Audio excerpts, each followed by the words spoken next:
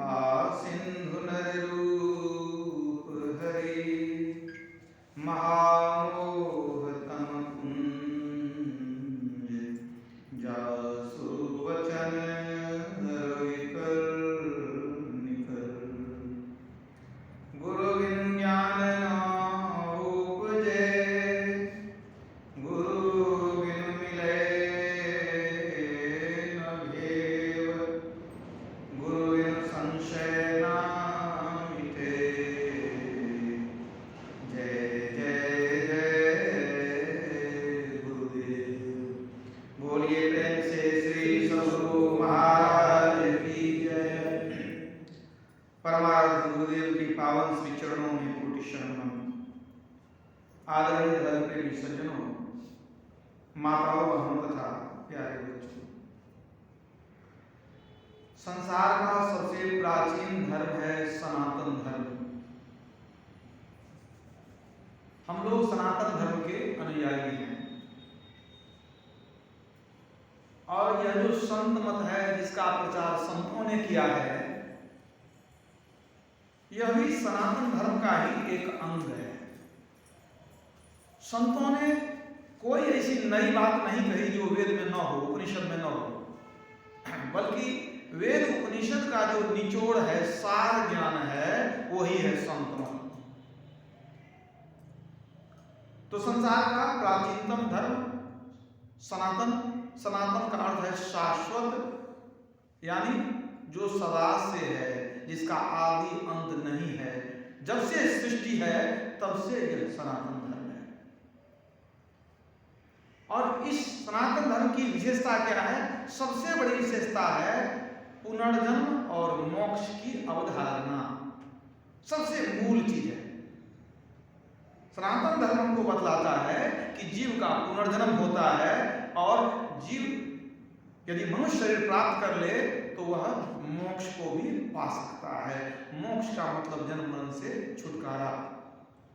इसी सनातन धर्म से कुछ शाखाएं भी निकली हैं, जैसे कि बौद्ध धर्म है, जैन धर्म, सिख धर्म। इन सब का प्रादुर्भाव कहां से हुआ? सनातन धर्म से ही हुआ। आप देखिए, जैन धर्म को स्थापित करने वाले कौन थे?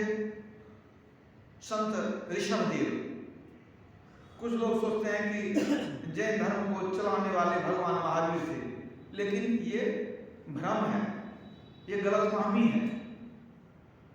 भगवान महावीर जैन धर्म के 24वें तीर्थंकर यानी 24वें गुरु हुए। अंतिम गुरु भी कह सकते हैं। तो 24वें गुरु है भगवान महावीर। उनका विशेष योगदान है, इसलिए उनका नाम विशेष लोग जानते हैं। लेकिन जैन धर्म की स्थापना की थी संत ऋषभदेव ने। तो ऋषभदेव क्या थे? वो भी पहले सनातनी थे। बाद में उन्होंने इसी ज्ञान को परिमार्जित करके जैन धर्म के रूप में विकसित किया। सिख धर्म को चलाने वाले कौन? गुरु नानक देव जी महाराज। वो क्या थे? वो सनातनी थे। सनातन परिवार में जन्म हुआ। सनातन के ज्ञान को ही उन्होंने परिष्कृत करके सिख धर्म के रूप में फैलाया। और भगवान बुद्ध कौन थे? वो भी सनातनी थे। बाद में उन्होंने उसमें कुछ परिवर्तन करके, कुछ परिमार्जन करके बौद्ध धर्म को चलाया। खास करके जो हमारे सनातन धर्म में कुरीतियां घुस गई थी, बलि प्रथा, हिंसा, इससे भगवान बुद्ध को बहुत दुख होता था। इसलिए उन्होंने बौद्ध धर्म की रचना की। तो आप देख रहे हैं कि ये तीन जो मुख्य धर्म है जो सनातन धर्म के अलावे, इन तीनों का प्रादुर्भाव सनातन धर्म से ही हुआ है।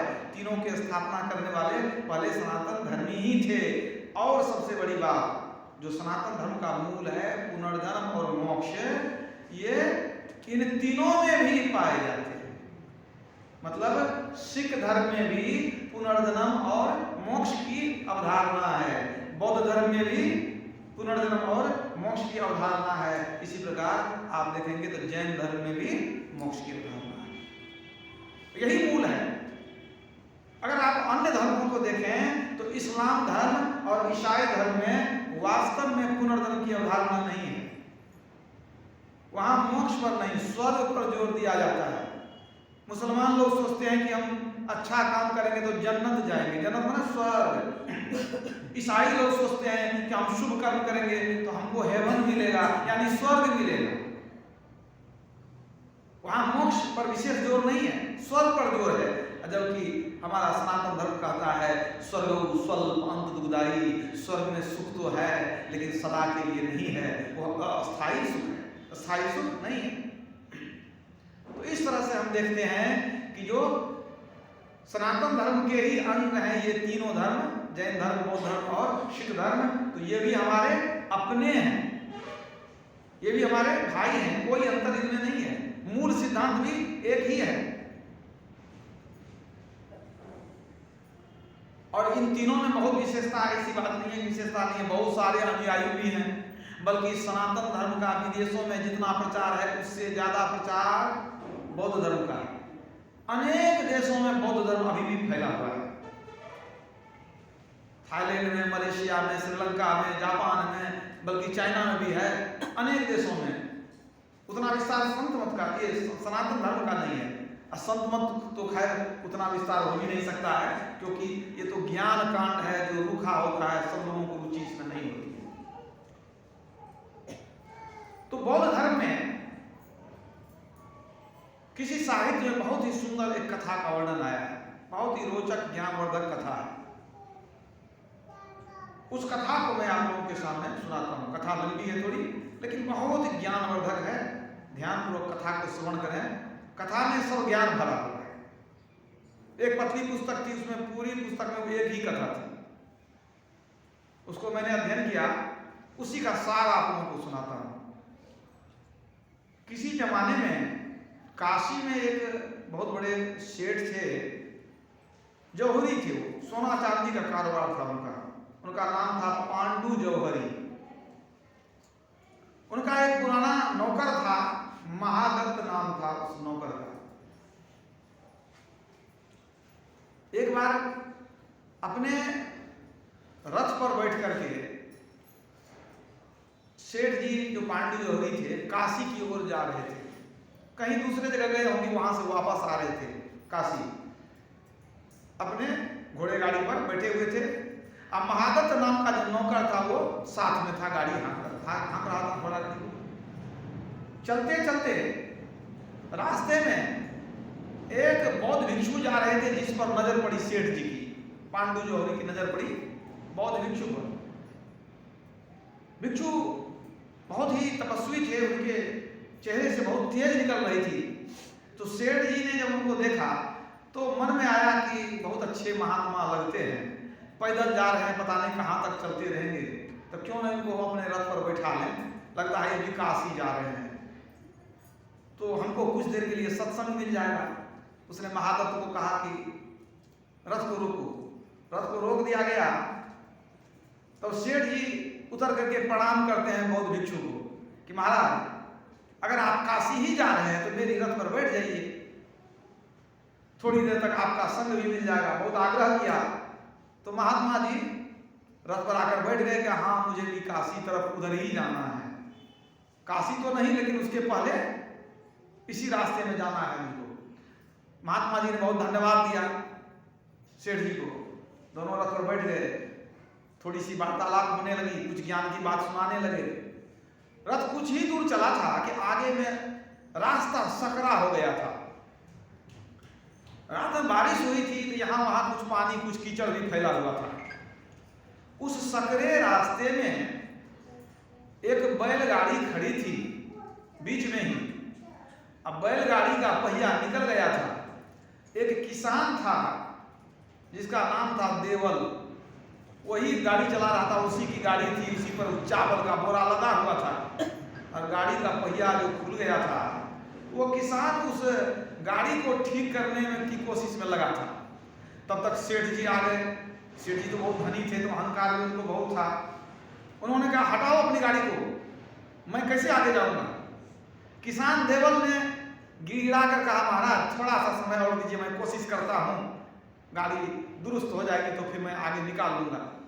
लेकिन सेठ जी को बड़ा बुरा लगा कि इतनी देर तक कौन इंतजार करेगा। उसने अपने नौकर को कहा कि जाओ उसका किसी तरह गाड़ी को हटाओ वहां से। नौकर ने कहा कि इसमें तो बहुत चावल का बोरा लदा है। कहा बोरा उतार कर फेंक दो, गाड़ी को खींच कर बगल करो, मुझे निकलना है। अब मालिक का आदेश पा करके महादत्त जो नौकर था गया और चावल के बोरी को उतार करके जहां तहां फेंकने लगा, जबकि नीचे में कीचड़ भी था। किसान कहता रह गया कि हमारा चावल बर्बाद हो जाएगा, आप ऐसे नहीं फेंकिए, लेकिन कुछ सुना नहीं, जहां तहां उतार कर फेंक दिया और उसके खराब गाड़ी को खींचकर बगल कर दिया और अपने रथ को आगे निकाल दिया। तो किसान बड़ा दुखी हो गया कि हमारा चावल भी खराब हो गया, पानी में गिर गया, कीचड़ भी लग गया कुछ।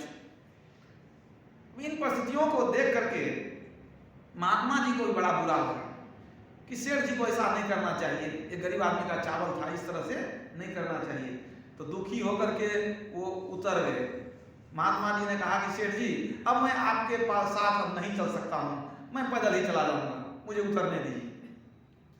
महात्मा जी उतर गए। सेठ जी पांडु जोहरी आगे बढ़ गए। अब महात्मा जी फिर लौट करके आए वहीं, और किसान जो उदास था, दुखी था, उसको मदद करने लगे।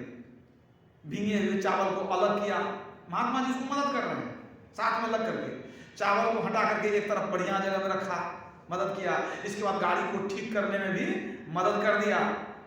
और जब गाड़ी ठीक हो गई तो किसान बहुत बहुत धन्यवाद देने लगा कि महाराज आप तो भगवान बनकर आ गए मेरे साथ, तभी तो आज देखिए हमारी गाड़ी भी ठीक हो गई, आपकी बड़ी कृपा हुई, वरना हम गरीब को कौन पूछता है, कौन देखता है, सब हम लोगों पर अत्याचार करते हैं गरीब जान करके। आपने बहुत कृपा की, मैं आपका ऋण कभी भूलूंगा नहीं। चलिए जहां तक आप चलना चाहते हैं गाड़ी पर बैठ जाइए। गाड़ी पर फिर चावल लाद लिया गया। महात्मा जी अब इस गाड़ी पर बैठ गए, पहले रथ पर बैठे थे, अब बैलगाड़ी पर बैठ गए। कुछ दूर जब थोड़ा ही आगे बढ़े तो अचानक महात्मा जी की नजर पड़ी सड़क के किनारे एक कोई कीमती कपड़ा का पोटली बंधा हुआ।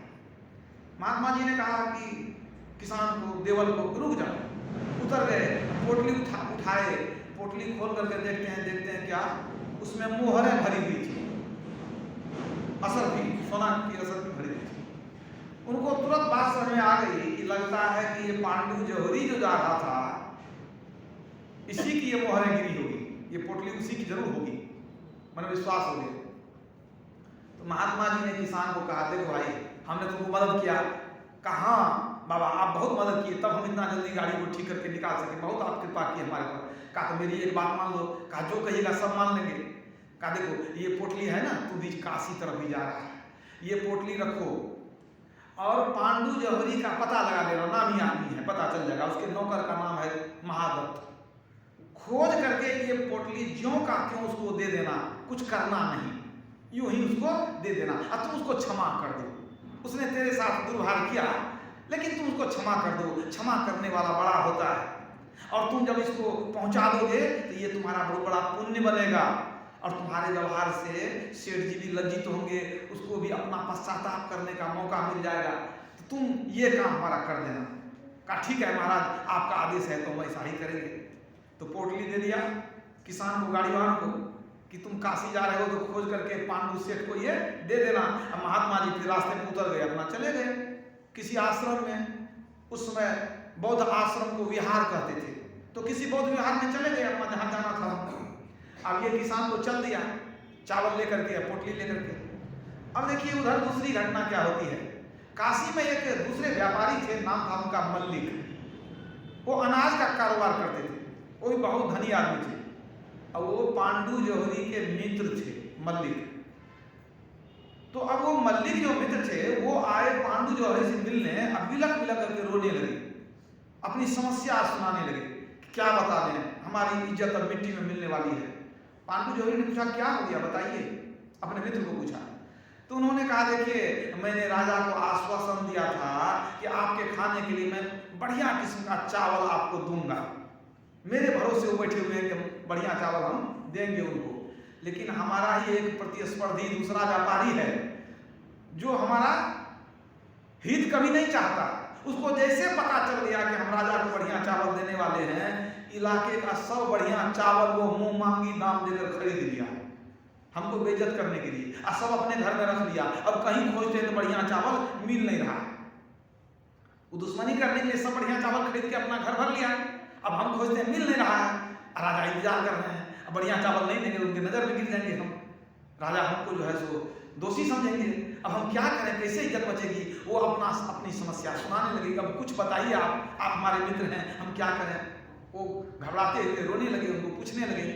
अब इसी बातचीत के क्रम में पांडु सेठ को याद आ गई कि हमारी मोहर वाली पोटली कहाँ रखे हैं, याद आ गई। अब वो जो सामान लेकर आया था, जो अपने रथ से उतरा था, सामान में खोजना शुरू किया, कपड़े लत्ते में खोजा। जब वो पोटली नहीं मिली तो रथ में जाकर के खोजा। जब वहां भी नहीं मिला तो महादत्त को बुलाया, अपने नौकर को, कि तुम, हम 2 ही आदमी थे ना रथ पर, अरे हमारी पोटली थी, असरफी की पोटली कहाँ गई? उसने कहा नहीं मालिक, हम नहीं देखे हैं।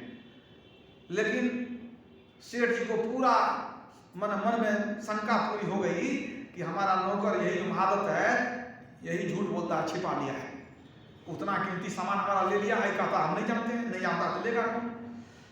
उसने पुलिस को खबर कर दिया। सेठ पांडु जौहरी का बहुत नाम था। अब जैसे पुलिस को खबर किया गया, पुलिस आ गई, कह दिया कि हमारा नौकर है, हमारी बहुत कीमती जो है वो मोहर की पोटली ले लिया है, कहता है कि हम नहीं लिए। अब उसको गिरफ्तार करके ले गया, उसको बहुत मारना शुरू किया। अब कितनी भी पिटाई करे, अब वो गिड़गिड़ा कहता था नहीं हम नहीं लिए हैं, हम नहीं लिए, हम लेते तो इतने पुराने दिन से हम सेवा करते हैं, आज तक तो हम कुछ नहीं चुराए, आज कैसे चुरा लेंगे? लेकिन गरीब आदमी का कौन सुनता है, कमजोर आदमी का कौन सुनता है? उसको बहुत मारा, उसको बंद कर दिया कमरे में। अब इसी बीच में देखिए, इसी बीच में क्या हुआ कि अब देवल किसान जो था, वो पांडु जौहरी को खोजते खोजते काशी में घुसा, खोजते खोजते पूछते पाछते आ गया उसके घर पर। और जब उसके घर पर आ गया तो वहां मल्लिक सेठ पहले रो रहा था, चावल जो नहीं मिल रहा था इसलिए सुना रहा था। अचानक जब वो आया तो वो मोहर की पोटली दिया किसको? पांडु सेठ को, जौहरी को, कि देखिए ये आपका जो है सो रास्ते में गिरा हुआ मिला, ये महात्मा जी ने हमको दिया, कहा कि पहुंचा दो। वो देख करके तो माना ये तो बहुत खुश हो गए, इतनी संपत्ति हमारी डूब गई थी, ये संपत्ति मिल गई, बहुत बहुत धन्यवाद दिया। और किसान से क्षमा भी मांगा कि हमको क्षमा कर दो, हमने तुमको बहुत दुख दिया, हमने तुमको कष्ट दिया, तेरा चावल हम लोग नीचे उतार दिए थे, क्षमा कर दो हमको। बहुत क्षमा मांगा और वो अपना धन रख लिया। इतने में जो बातचीत हो रही थी मल्लिक सेठ से, तो बातचीत के क्रम में उसको पता चला कि इसकी जो बैलगाड़ी है उसके ऊपर में चावल लगा हुआ है। तो मल्लिक जो था व्यापारी, वो चला गया देखने के लिए, क्या है भाई इतना चावल है, क्या दिखाओ हमको कैसा चावल है।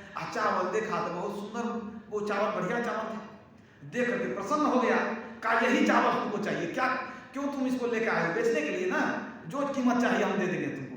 तो ऊंची भाव में पूरी चावल को वो खरीद लिया, उसकी समस्या खत्म हो गई। वो राजा को देने के लायक चावल था, वो उसकी समस्या खत्म हो गई। वो चावल लेकर मल्लिक खुशी खुशी से चला गया राजा को देने। और जैसे इसको पोटली मिल गई असरफी की या मोहरों की पोटली, तो तुरंत खबर कर दिया पुलिस को कि हमारी जो पोटली खो गई थी, हमारी संपत्ति जो खोई थी वो प्राप्त हो गई है। तो जैसे पता चल गया तो महादत्त को लोग छोड़ दिया, लेकिन इसको बहुत मार लग गई थी। उसके दिल में बहुत आक्रोश था कि हम निर्दोष हैं, सेठ जी के कारण इतनी मार पड़ी है हमको, हम तो जरूर बदला लेंगे कभी। तो उधर चला गया, उसको जैसे ही छोड़ दिया था वो सेठ जी के यहाँ नहीं आया, सोच लिया कि उनके यहाँ नहीं रहना और विश्वास करते हैं बहुत हमको मार खिलाए हैं, इनके यहाँ हम नहीं रहेंगे। अब सेठ जी सोचने लगे कि ये किसान अगर देवल नहीं आता तो आज तो बड़ी दुर्गति थी, ये आ गया हमारी संपत्ति मिल गई। और देखते हैं मल्लिक जो हमारा मित्र था उसको बढ़िया चावल मिल गया, और महादत्त जो हमारा नौकर था उसको भी जिंदगी मिल गई, उसको भी जो है वो गिरफ्तार हो गया था, वो भी छूट गया। अगर नहीं आता तो तीनों की बड़ी दुर्दशा होती, आज तो हम लोग बर्बाद हो जाते। फिर उसको याद आई, लेकिन जो हो ये सब किया हुआ है महात्मा जी का, अगर वो नहीं चाहते तो ये सब नहीं होता। सबसे बड़ी कृपा महात्मा जी की है, धन्य है महात्मा जी कि वो पोटली उनको लोभ नहीं हुआ, इतना धन था, वो चाहते तो कई आश्रम बनवा सकते थे, लेकिन उन्होंने भेज दिया। सबसे बड़ी कृपा तो उनकी हुई कि उन्होंने गाड़ीवान को भी मदद किया और हमारी पोटली को भेज दिया। तो उनके प्रति बहुत श्रद्धा हो गई सेठ जी के मन में। अब दर्शन के लिए इनका मन तड़पने लगा कि इतने महान महात्मा थे कि हम सबके जीवन का उन्होंने उद्धार कर दिया, ऐसे महात्मा को हमको फिर से दर्शन करना चाहिए, उनके शरण में जाना चाहिए। वो निकल गए महात्मा की खोज में। अब बहुत जगह पता लगाए कि कहाँ है, कई बिहार में गए, मतलब कई आश्रमों में गए, जहाँ तहाँ कितने दिनों तक भटकते भटकते भटकते अंत में बड़ी मुश्किल से उनको महात्मा जी मिल गए। महात्मा जी मिल गए तो चरणों में साष्टांग दंडवत प्रणाम किया, महाराज आपने बड़ी कृपा की, हमको जो गलती हो गई, साधारण मनुष्य हैं, क्षमा कर दिया जाए। कहा आपके ऐसे महात्मा का कि हम संगति करना चाहते हैं, बार बार दर्शन करना चाहते हैं, हम चाहते हैं कि सत्संग मिलता रहे और लोगों का भी उद्धार होता रहे, तो आपसे मैं स्वीकृति लेना चाहता हूँ। मैं कौशाम्बी में एक बहुत बड़ा विहार बनाना चाहता हूँ, आश्रम, जहाँ पर आप भी विराजिए और आपके तरह के अन्य साधु महात्मा विद्वान लोग भी वहाँ पधारें, जहाँ धर्म का उपदेश हो, जहाँ सत्संग चले, जहाँ आम जनता को ज्ञान हो कि ये जीवन किस लिए मिला है और जीवन को कैसे जीना चाहिए। महाराज आपकी स्वीकृति हो जाएगी तो कौशाम्बी में हम एक आश्रम बनाएंगे। कौशाम्बी कहाँ है? अभी भी वो है स्थान, वो जो है काशी से लगभग 200 किलोमीटर दूर उत्तर प्रदेश में ही पड़ता है। तो स्वीकृति मिल गई, कहा ठीक है, अगर तुम सेवा करना चाहते हो तो बनाओ आश्रम। वहां से वो लौट करके पांडु सेठ आ गए आज्ञा लेकर के, और कौशाम्बी में उनकी जमीन होगी, बहुत सुंदर बड़ा सा आश्रम बनाया, महात्माओं के रहने की व्यवस्था की।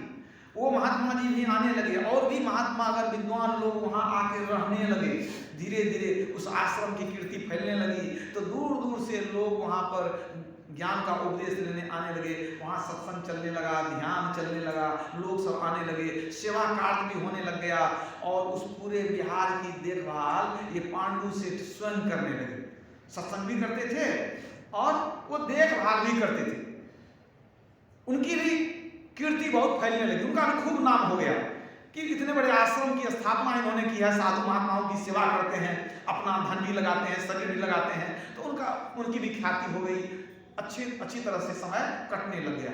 कुछ वर्ष बीते होंगे कि कौशाम्बी में जो एक राजा थे, उन्होंने अपने कोषाध्यक्ष को बुलाया और कोषाध्यक्ष को कहा कि देखो मेरे मन में है कि मेरे पास ऐसा सुंदर कीमती एक मुकुट हो जैसा कि धरती पर किसी के पास नहीं हो। सोने का मुकुट होना चाहिए, हीरा और रत्न उसमें जड़ित होना चाहिए, चाहे जो खर्च हो तुम हमको सुंदर ऐसा मुकुट बनवा करके दो। अब बहुत कीमती हीरा और सोने से मुकुट बनने वाली थी, तो ऐसा मुकुट कौन बनाएगा? तो कोषाध्यक्ष ने पांडु जौहरी को ही याद किया, क्योंकि वही बड़े नामी जौहरी थे। उनको बुलाया और कहा कि देखिए महाराज चाहते हैं कि सुंदर एक कीमती मुकुट हो जैसा मुकुट किसी को के पास संसार में नहीं हो, सोने और हीरे से बना हुआ, तो आप बना करके दीजिए। इन्होंने कहा कि जरूर बना करके देंगे। मान गए। अब जो है सेठ पांडु जौहरी बहुत मेहनत लगन से सुंदर मुकुट का निर्माण शुरू किया, अपनी सारी पूंजी उसमें लगा दिया, और मुकुट बनाने के साथ साथ वो बहुत आभूषण भी बनाया, बहुत तरह का आभूषण जेवर वगैरह बनाया। क्यों? सोचा कि मुकुट जब लेकर के जाएंगे राजा के लिए तो और भी जो जेवर होगा तो राजा और भी बहुत कुछ खरीद सकते हैं, रानी के लिए और किसी के लिए, तो हमको आमदनी हो जाएगी, और भी कुछ खरीद लेंगे, कुछ मतलब बेच लेंगे, कुछ आमदनी हो जाएगी। तो बहुत आभूषण बनाया और खूब सुंदर मुकुट बनाया हीरा रत्न जड़वा करके, और सब कुछ को ले करके अब वो काशी से चला कौशाम्बी कि जाएंगे राजा को दे देंगे। अब देखिए होता क्या है, डकैतों के एक गिरोह को पता चल गया कि ये जो है राजा के लिए बहुत कीमती करोड़ों का जो है मुकुट लेकर के पांडु सेठ जो है जा रहा है, पता चल गया। तो ये जो कीमती सामान लेकर के जा रहा था पांडु सेठ, तो कुछ मतलब अंगरक्षक को भी ले लिया था, बलवान अंगरक्षक को, क्योंकि संपत्ति लेके जा रहे सिपाही चाहिए साथ में, कईयों को लेके गया था। लेकिन रास्ते में डकैतों का झुंड आ गया, अब मुठभेड़ होने लगी, तो अंगरक्षक तो बहुत बहादुरी से लड़ा, लेकिन डकैतों की संख्या बहुत थी, उसको परास्त नहीं कर सका। अंत में डकैतों ने क्या किया कि पांडु सेठ की जो भी संपत्ति थी, उसके पास जो भी था आभूषण मुकुट सब छीन लिया, और छीन करके मार पीट करके इन लोगों को भगा दिया, और सारी संपत्ति लेकर के वो चला गया। अब देखिए जब पांडु सेठ की सारी संपत्ति चली गई, वो तो अपनी सारी पूंजी लगा करके मुकुट बनवाया था, अब तो वो कंगाल हो गया बेचारा, सब कुछ चला गया उसका, आभूषण वगैरह भी सब चला गया। बहुत दुखी हुआ, निराश हताश, कुछ मार भी खा लिया था, वहां से लौट करके घर आ गया। अब बहुत पश्चाताप करने लग गया कि सारी संपत्ति चली गई, अब हम दान पुण्य कैसे करेंगे, अब तो रोजगार भी कैसे चलेगा, दान पुण्य कैसे करेंगे, और बिहार में जो हम धर्म प्रचार करते हैं, धर्म का प्रचार कैसे करेंगे, संपत्ति के बिना, धन के बिना क्या होगा। बहुत दुखी अब होकर के मैंने उदास हो गए, किसी तरह अपना घर में रहे। और उतना ही नहीं, राजा को हम वचन दिए थे कि मुकुट बनवा करके देंगे, वो भी नहीं हो सका, बहुत दुखी थे। डकैतों ने लूट लिया था। अब क्या हुआ, उसी रास्ते से जंगल में जहां डकैतों ने सेठ पांडु से धन लूटा था, उसी रास्ते से एक दूसरे बौद्ध भिक्षु गुजर रहे थे। उनके हाथ में एक कमंडल था और साथ में एक पोटली थी, गठरी, और गठरी जो थी ना, उसके ऊपर बड़ा ही सुंदर एक कीमती बहुमूल्य कपड़ा बंधा हुआ था उस पोटली के ऊपर में। उसमें था क्या, तो हस्तलिखित किताब। वो बहुत भिक्षु कुछ किताब वगैरह लिखते थे, कोई भक्त मिल गया, वो जानता था कि साहित्य की क्या कीमत होती है, तो उसने बहुत ही बहुमूल्य कपड़ा दिया था बढ़िया बना करके, इसमें आप पुस्तक को रखिएगा। तो कपड़ा लपेटा हुआ था पुस्तक में, और डकैतों की नजर पड़ गई जंगल में कि साधु के संग में एक पोटली है, बड़ा कीमती कपड़ा लपेटा हुआ है। उन लोगों को लगा कि इसमें हो न हो जरूर इसमें भी कीमती पदार्थ होगा, कुछ सोना चांदी होगा, नहीं तो इतना कीमती कहीं कपड़ा होता है साधु के पास। वो आया तो मैंने मारपीट करके वो छीन लिया, जो कि ला हमको पोटली छीन लिया। और छीन लिया, जब खोलता है देखता है कि इसके अंदर कागज के अलावा कुछ नहीं है, और गुस्सा हो गया। अब गुस्सा जो हो गया कि इतना कीमती कपड़ा में कागज बांध के रखता है, इतना क्रोधित हो गया कि लात भूसा से उस साधु को बहुत मारा, अब मार करके उसका कागज फेंक दिया, और डकैत सब वहां से चला गया। अब जो मारपीट कर दिया बहुत साधु को, बेचारे पीड़ा से वहीं पड़े रह गए, मारपीट लग गई तो वहीं पड़े रह गए, रात भर वहीं रह गए। अब ये लोग क्या किया, डकैत तो वही था जो राजा को भी लूटा था, बगल में खंडर में गया, रात बिताया, और सुबह में वो सोचा कि हम माल का बंटवारा करेंगे। अब इसी बीच में क्या हुआ नहीं हुआ, महात्मा जी की सुबह नींद खुली, जब होश जब आया तो अपने रास्ते चल दिए, फिर चल दिए, वहां से चल दिए तो जंगल में एक जगह से बहुत हो हल्ला मारपीट की आवाज आने लगी। सोचे भाई ये क्या हो हल्ला हो रहा है, तो चले गए उधर देखने के लिए। तो देखते क्या है कि रात में जो डकैत हमको जो कल लूटा था, और वही ये लोग अपने में मारपीट कर रहा है। और जब नजदीक पहुंचे तो देखते हैं कि एक सरदार है जो वो भी घायल अवस्था में है। अब वो सरदार कितने को डकैत को मार चुका था, तो कितनी लाशें पड़ी थी, और कुछ डकैत भाग रहा था, कुछ डकैत भाग गया, कुछ लाशें पड़ी है, और सरदार भी जो है वो इतना मार खा चुका था, वो भी बेहोशी हाल में वहां पड़ा हुआ था। तो साधु आया तो देखा नहीं, लगता है वही डकैत सब है जो हमको भी मारपीट किया था, अपने में लड़ मर गया है। तो देखा कि भाई सब तो मर गया है, एक सरदार लगता है जिंदा है। तो वो साधु हुआ क्या किए, बगल में सरोवर था तालाब, वहां गए, कमंडल लेकर के पानी लाए, उसके बाद पानी छीटे, होश थोड़ा आ गया, उसको पानी पिलाए, उसकी सेवा किए, कुछ जड़ी बूटी से उसकी सेवा किए। इसको होश आ गया कि इसको सरदार को वो पहचान गया कि यही साधु हुआ थे, कब इनको बहुत मारे हैं। वो क्षमा मांगने लगा कि बहुत पापी हैं, हम तो आपको बहुत दुख दिए, लेकिन आपने हमको जो है अभी जल पिलाया है, हमको होश में लाए हैं आप, हम बहुत पापी हैं, प्रभु को क्षमा कर दीजिए। तो उन्होंने साधु बाबा ने पूछा कि तुम कैसे डकैत बन गए, तुम ये बताओ, तुम तो देखने से नहीं लगते हो कि कोई डकैत हो, तुम डकैत कैसे बन गए। तब उसने कहा कि देखिए मैं पांडु जौहरी का जो है ना सेवक हूं, किसी जमाने में मैं पांडु जौहरी के साथ बहुत दिन तक रहता था, मेरा नाम महादत्त है, और सेठ जी ने हमको जो है झूठे आरोप में फंसा दिया, और पुलिस ने हमको बंद करके बहुत मारा, तब हमारे मन में हो गया था कि मैं बदला जरूर लूंगा। उसी दिन से मैं वहां से छोड़कर भाग गया था, बहुत मार लगी थी हमको, और हम जाकर के डकैतों के साथ मिल गए, डकैतों के दल में मिल गए हम, और कालांतर में हम सरदार बन गए सबका, और बहुत बड़ा हमारा झुंड था। अब बहुत दिनों से हम सोचते थे कि हम कब बदला लेंगे, कि हमको बड़ी मार पड़ी थी, हम बदला कब लेंगे। होते होते हमको पता चल गया था कि पांडु सेठ जा रहा है कौशाम्बी के राजा को मुकुट आदि स्वर्ण आभूषण देने के लिए, पता चल गया। तो हम घात लगा करके कल ही जो है सारी संपत्ति उसका छीने, उसको बहुत मारे, तो हम तो अपना बदला ले लिए, लेकिन क्या बतावे, इसी धन के कारण अब हमारी मौत होने वाली है। आज हम जिसको बुरे समय में मदद किए, जिसको हम पाले पोसे, आज हमारे ही झुंड का वह जो है साथी हमारा सब मिल करके, वो चाहता था हमको नहीं दे, सब लूट लें धन, और सब ने मिल करके हमको इतना मारा है, कितना तो मर गया, हम भी बहुत को मार दिए, लेकिन अब हमारी मौत होने वाली है। बड़ी गलती हो गई हमसे, हमको बदले का भाव मन में नहीं रखना चाहिए, हमको डकैती में नहीं आना चाहिए, डकैत नहीं बनना चाहिए, लेकिन अब हम क्या करें। अंत में मरते समय आपका फिर से दर्शन हो गया, आप हमको आशीर्वाद दें कि हमारी अच्छी गति हो, और मैं मरने से पहले अपने पाप का कुछ भार हल्का करना चाहता हूँ। तो जितनी भी संपत्ति हमने पांडु सेठ से लूटी है, मैं उन्हीं का सेवक था, वो सारी संपत्ति बगल के गुफा में अभी भी छिपाई हुई है। आप कृपा करके ऐसा करें कि पांडु सेठ को ये जानकारी दे दें और सारी संपत्ति उसको जो है अर्पित कर दें, बता दें, वो आकर के अपना सब कुछ ले जाए, उसमें से कहीं कुछ कोई लिया नहीं है। कम से कम ये शुभ काम हो जाए तो हम चैन से मर सकेंगे। तो हमको आशीर्वाद दीजिए, मैं अब तो संसार से जा रहा हूँ, कृपा करके ये धन जो है पांडु सेठ को आप समर्पित कर दीजिए। इतना कह करके वो तो डकैत वहीं मर गया, महादत्त वो मर गया। और तब महात्मा जी गए पांडु सेठ को बता दिए कि आपका धन लूटा गया है, जो जंगल में पड़ा हुआ है। कहा जंगल में सब कुछ बता दिया कि ऐसी ऐसी बात है, आप ही का सेवक महादत्त जो था वही जो है डकैत बन गया, उसने आपका लूट किया था।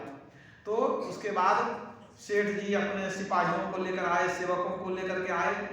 वहां से आने के बाद वो सारा धन उनको मिल गया, वो मुकुट, वो जेवर, सब कुछ मिल गया वहां से, सब कुछ वहां से लिए। और तब उन्होंने देखा कि ये तो सही में मेरा नौकर था, मेरे साथ में रहता था, हमसे बड़ी भारी गलती हो गई कि इसको हम निर्दोष को इतनी मार खिला दी हम।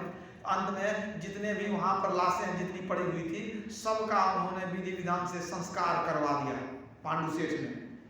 संस्कार करवाने के बाद जो मुकुट था वो कौशाम्बी के राजा को भेंट में दे दिया, और जो भी करना था उसको, जो भी था उसका आभूषण सबको उसने अपना जगह लगा दिया। और लौट करके आया तो उसको बहुत ज्ञान हुआ। दो महात्मा से भेंट हुई, एक तो पहले महात्मा मिले थे जिसका जीवन बदल गया, उसने आश्रम का निर्माण किया। अब पुनः दूसरे महात्मा मिले जिन्होंने सारे धन का पता उनको बता दिया, उनका मन बिल्कुल बदल गया। उसने क्या किया, अपना सारा कारोबार अपने पुत्र को समर्पित कर दिया कि बेटा अब हमसे कारोबार नहीं चलेगा, अब जो कुछ करना है तुम करो। अब शेष जो थोड़ा जीवन बचा है, हम नहीं चाहते संसार के प्रपंच में हमारा जीवन बर्बाद हो। अब हमारा मन चेत गया, अब प्रभु की भक्ति में लगना चाहता है, अब तुम सब कुछ संभालो, अब मैं यहाँ से चला। वहां से निकल गया और वो भी विहार में जाकर, आश्रम में जाकर के जीवन भर के लिए जो व्रत ले लिया कि अब हमारा जीवन यहीं गुजरेगा, और सदा के लिए वो भक्ति में लीन हो गया। भक्ति करते करते उसका शरीर छूटा और उसकी भी उत्तम गति हो गई। तो कथा यही समाप्त हो गई। लेकिन देखिए इस पूरी कथा में कितना ज्ञान छिपा हुआ है। जगतगुरु शंकराचार्य ने कहा है, क्षण में सज्जन संगति रेखा भवति भवार्णव तरने नौका। क्षण भर भी साधु संतों का संग मिल जाता है तो समझिए कि भवसागर तरने के लिए आपको नौ की प्राप्ति हो गई। तो सत्संग से क्या लाभ होता है कि कुछ देर के लिए एक महात्मा को अपने रथ पर बैठाए थे पांडु सेठ, लेकिन उनके दर्शन से देखिए लाभ ही लाभ हुआ, और फिर उनके शरण में चले गए और भक्ति का मार्ग उन्होंने अपनाया, अपने धन को सेवा में भी लगाया। अंत तक उनका उद्धार हो गया, उनकी सदगति हो गई। तो कितनी बड़ी बात है, सत्संग की क्या महिमा है, साधु संत की क्या महिमा है, सोच समझिए। और इस कथा से ये ज्ञान मिलता है कि वो जो था महादत्त नाम का सेवक, उसके मन में जो क्रोध की ज्वाला थी, प्रतिशोध की ज्वाला थी, उसने उसके जीवन को बर्बाद कर दिया। भगवान बुद्ध ने धम्मपद में कहा है कि उसने हमको डांटा, उसने हमको मारा, उसने हमको जीत लिया, उसने हमको लूट लिया। जो ऐसा मन में बना करके रखते हैं उनका वैर जीवन भर शांत नहीं होता है। लेकिन जो इस तरह की भावना को मन में बरकरार नहीं रखते हैं कि उसने हमको डांटा, उसने हमको मारा, उसने हमको लूट लिया, उसने हमको जीत लिया, इस बात को जो मन में बना करके नहीं रखते हैं, उनका वैर शांत हो जाता है, उनका मन शांत हो जाता है। पुनः भगवान बुद्ध ने कहा, वैर को वैर से मिटाया नहीं जा सकता, वैर को प्रेम से ही मिटाया जा सकता है। अब ये ज्ञान अगर हो जाए तो प्रतिशोध की ज्वाला में हम नहीं जलेंगे। अगर हम किसी से बदला नहीं ले सकते हैं तो कर्म का फल तो परमात्मा उसको अवश्य देंगे। ये ज्ञान उससे मिलता है। और भी ज्ञान मिलता है कि देखिए, दोनों साधु को संपत्ति मिली थी, लेकिन उसने क्या किया? लोभ नहीं किया। साधु भूखा भाव का, धन का भूखा नाही, धन का भूखा जो फिरे सो तो साधु नाही। साधु क्या, जब हम धन के लिए पागल हैं, धन दूसरे का धन हड़पने में लगे हैं, धन ठगने में लगे हैं, धन फुसला करके बनाने में लगे हैं, वो साधु नहीं होता। ये भी ज्ञान मिलता है। साधु का चरित्र कैसा होना चाहिए? सदाचार पूर्ण होना चाहिए, त्यागी होना चाहिए, विषय विरागी होना चाहिए, प्रभु पद में अनुरागी होना चाहिए। इस कथा से ये ज्ञान भी मिलता है। और देखिए, सेठ जी को साधु के संग से वो आध्यात्मिक मार्ग पर चलने लग गए, आश्रम का निर्माण किए, संचालन किए, लेकिन अंततः उनको ज्ञान हो गया कि नहीं, अब हमको इस प्रपंच में नहीं पढ़ना चाहिए, क्योंकि अब हमारा उम्र बहुत कम बचा है। बहुत गई थोड़ी रही नारायण अब चेत, काल चिड़ैया चुग रही निस्दिन आयु खेत। काल रूपी चिड़िया हमारे आयु को निगलती जा रही है। अब बहुत गई थोड़ी रही नारायण अब चेत। नारायण स्वामी कहते हैं कि अब भी तो चेत जाओ, क्योंकि अब जीवन थोड़ा बचा है। जीवन थोड़ भयावह घोर, कहाँ धन जोड़ करोड़ मनावे। जीव दया करू साधु के संगत, पहियों अभय पद दास कहाए। जासन कर्म छिपावत हो, सो तो देखत है घट में घर छाए। बेरी गहो धरणी सरणी, न तो आवत काल कमान चढ़ाए। धरणीदास कहते हैं, बेदी गहो धरणी सरणी। धरणीदास जी कहते हैं कि जल्दी से प्रभु के शरण में चले जाओ, नहीं तो आवत काल कमान चढ़ाए। जीवन थोड़ भयावह घोर, कहां धन जोड़ करोड़ बना दे। करोड़ के चक्कर में लगे हैं, लेकिन याद रखिए, तू कछु और विचारत है नर, तेरो विचार धरे ही रहे वो। कोटि उपाय करे धन के हित, भाग्य लिखो तितने ही लहे वो। अब भोर को सांझ करे पल में, कि काल अचानक आए गहे गो। राम भजियो न कियो कछु सुकृत, असुंदर यूं पछताए रहे वो। अगर राम का भजन नहीं किए, कुछ सुकर्म नहीं किए, तो बड़ा पछताना पड़ेगा। सुंदरदास जी कहते हैं बहुत पछताना पड़ेगा। इसलिए जगना है हम लोगों को। संत लोग आते हैं जगाने के लिए। सदवाई कहती है, जब चेते तब ही भला, मोह निंद सू जाग। साधु की संगत मिले सहजो ऊंचे भाग। ऊंचे भाग वाले को सच्चे साधु की संगति मिलती है। कहते हैं जब चेतना है चेत जाओ, जब चेते तब ही भला, मोह निंद सू जाग। मोह के निंद से तुम निकल जाओ। ये जीवन का कोई ठिकाना नहीं है, ये छोटा सा जीवन है, कब चले जाएंगे ठिकाना नहीं है। तो जीवन का परम उद्देश्य क्या है? प्रभु की भक्ति करना, प्रभु की भक्ति में जीवन को लगा देना। देह धरे कर यही फल भाई, अब भजिए राम सब काम बिहाई। और काम छूट जाए तो उतनी हानि नहीं है। अगर ईश्वर की भक्ति नहीं कर सके तो खाली हाथ रोते हुए संसार से जाना होगा। इसलिए सब लोग कहते हैं कि इस काम में देर नहीं कीजिए, भजन आतुरी कीजिए और बात में देर। भक्ति जल्दी करिए और काम बाद में हो तो हो, लेकिन भक्ति में देर नहीं होनी चाहिए। भजन आतुरी कीजिए और बात में देर, और बात में देर जगत में जीवन थोड़ा। मानुष तन धन जात, गोड़ धरी करो निहोरा। कांच महल के बीच पवन एक पंछी रहता, अब 10 दरवाजा खुला उड़न को नित उठ चाहता। भज लीजय भगवान याही में भल है अपना, आवागमन मिट जाए मिटे जन्म की कल्पना। पलटू अटक न कीजिए 84 घर फेर, अब भजन आतुरी कीजिए और बात में देर। तो सारे संत एक स्वर से कहते हैं ये मनुष्य शरीर मिला है भक्ति करने के लिए। यह तन दुर्लभ तुमने पाया, कोटि जन्म भटका जब खाया, अब या तो वृथा मत खो, चेतो छिन छिन भक्ति कमाओ। बहुत भटकने वाले मनुष्य भी मिला है, कहते इसको बर्बाद मत करो, पल पल क्षण क्षण भक्ति कर लो, श्वास श्वास में नाम सुमर ले, अवधि घटे तन की जगत में खबर नहीं पल की।